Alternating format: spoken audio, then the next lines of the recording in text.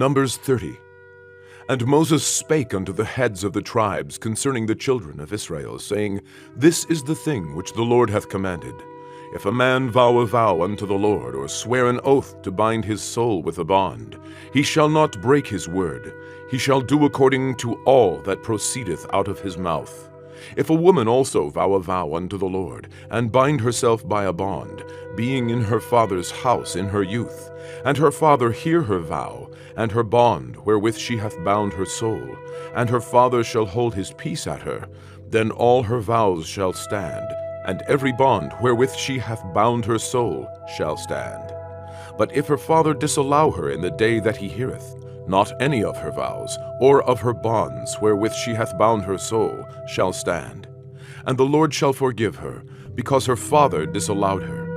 And if she had it all an husband when she vowed, or uttered aught out of her lips, wherewith she bound her soul, and her husband heard it, and held his peace at her in the day that he heard it, then her vows shall stand, and her bonds wherewith she bound her soul shall stand.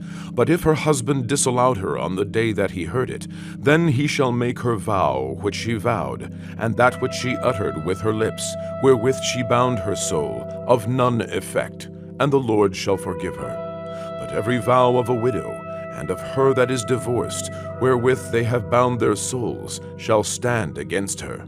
And if she vowed in her husband's house, or bound her soul by a bond with an oath, and her husband heard it, and held his peace at her, and disallowed her not, then all her vows shall stand, and every bond wherewith she bound her soul shall stand.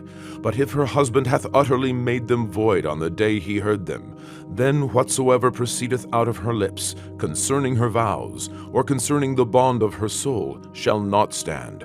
Her husband hath made them void, and the Lord shall forgive her.